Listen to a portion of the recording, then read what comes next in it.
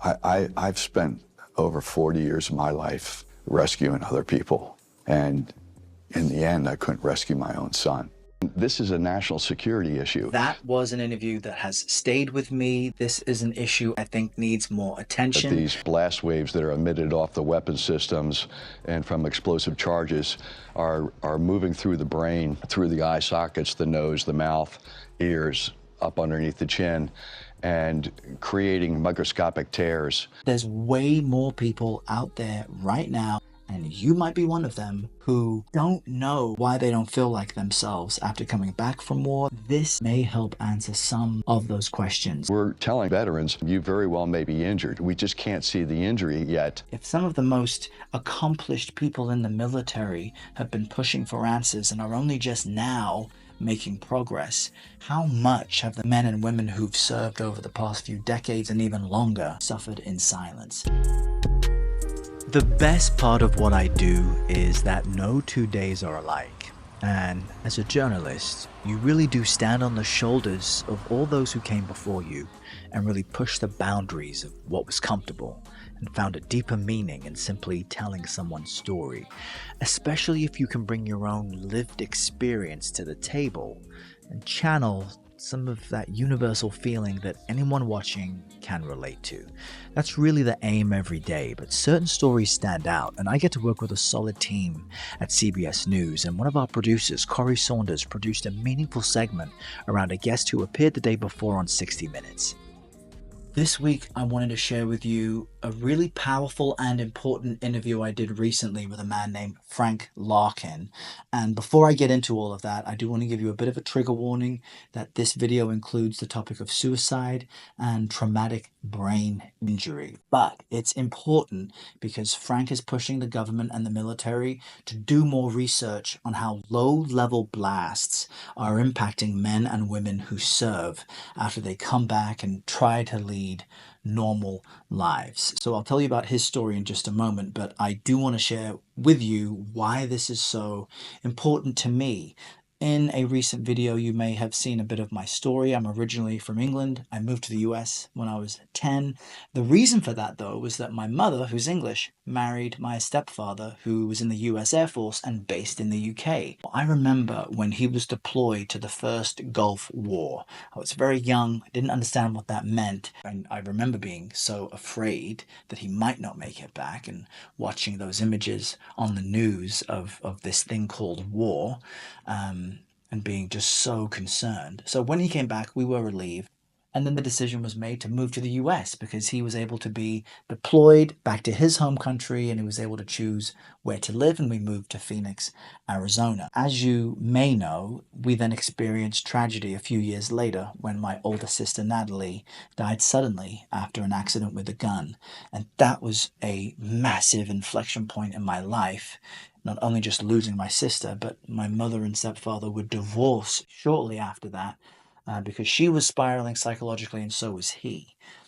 For my stepfather, though, we've stayed in contact. He shared with me years later that he was treating himself with alcohol, curing himself with liquor, basically, not realizing that he was experiencing forms of PTSD from his service. And in the 90s, which when all of this was going down, the military didn't even acknowledge that post-traumatic stress disorder existed. That really didn't become more commonplace until later. And so as I've grown older, I've realized that he was suffering in his own way. And I think something happens as you age. You offer your parents a little bit more grace, even though at the time, for me, especially as a 12, 13-year-old, 14-year-old, I felt the loss of my stepfather. Now, he's alive and kicking today. He's doing well. As I mentioned, we've stayed in contact.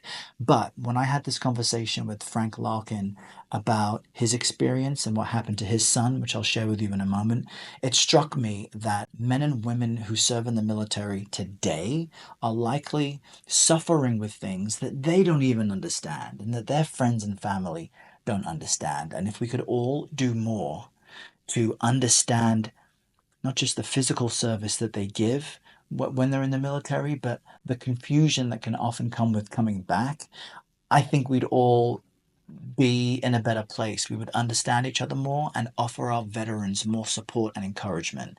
So I want to share with you Frank's story. I want to show you the interview I did with him, and at the end of this video provide some links and resources that are available to people who might be suffering.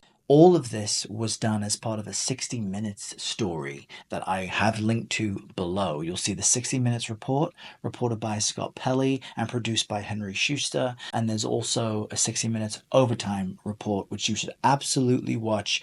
Let's start with Frank. He is a former Navy SEAL. He was with the Secret Service. He was, in fact, the Sergeant at Arms for the Senate, has a very distinguished career, so much so that his son, Ryan, after graduating from high school, went straight into the military, which was exactly what my dad did, by the way. He loved his time in the Air Force. He said it was basically his college education and it showed him the world and propelled him all over the place. For Frank's son, Ryan, who would eventually become part of SEAL Team 7, he noticed that after one of his multiple tours in Iraq and Afghanistan, the longest tour, in fact, was over a year, Frank said that his son changed, that he was no longer kind of showing emotion. He just seemed flat.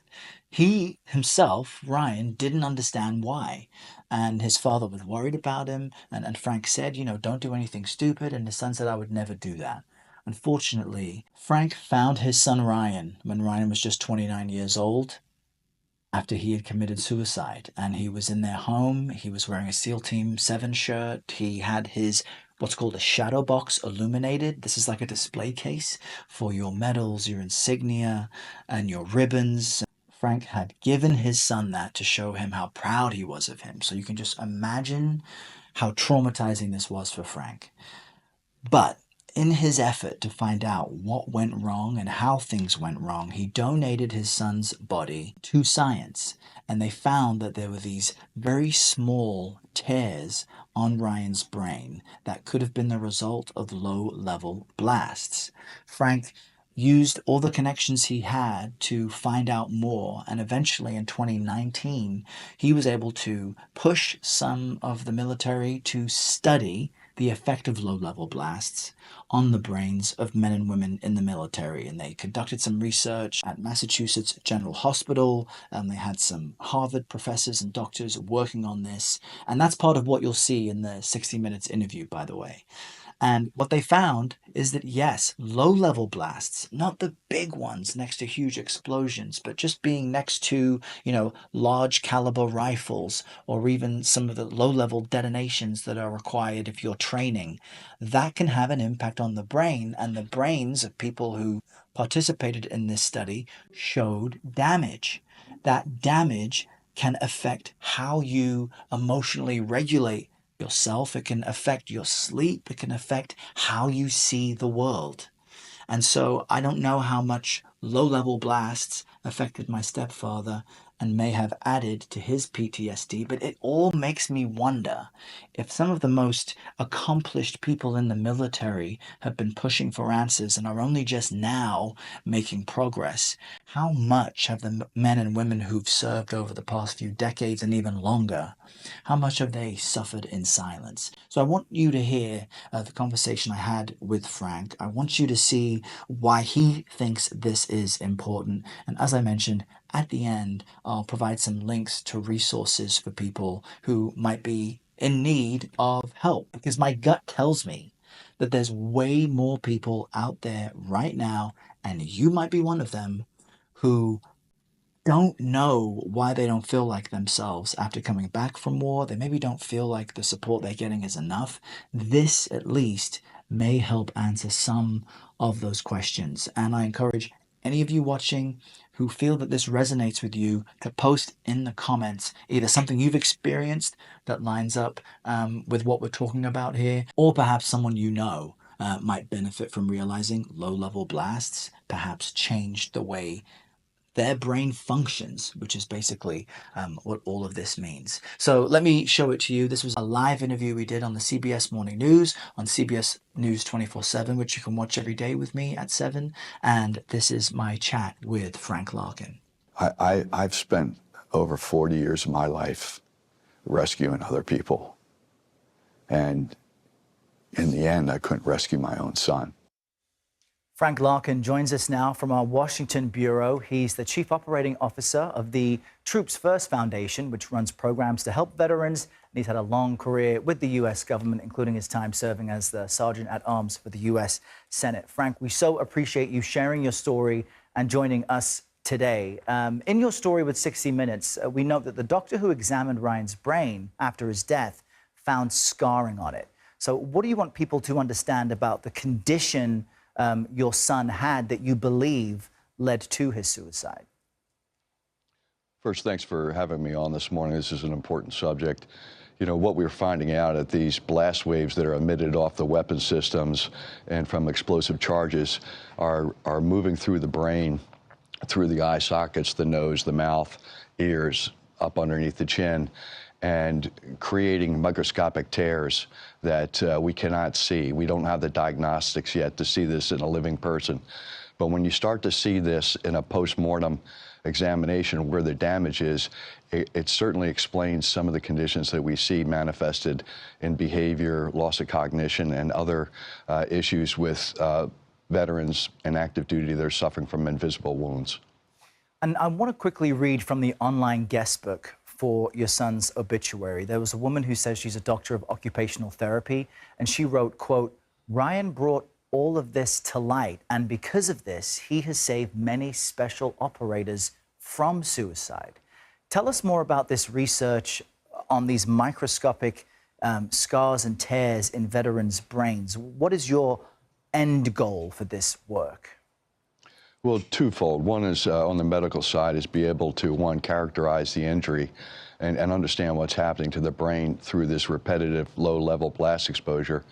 And second, to develop the diagnostics so that we can see this in an early point of triage. You know, up until now, this is all defaulted to mental health, psychiatric diagnosis that usually incorporates a lot of mood-stabilizing drugs. But as we're, having conversations with veterans, we're telling them, you very well may be injured. We just can't see the injury yet, but I'm hopeful that within the next couple of years we will be able to.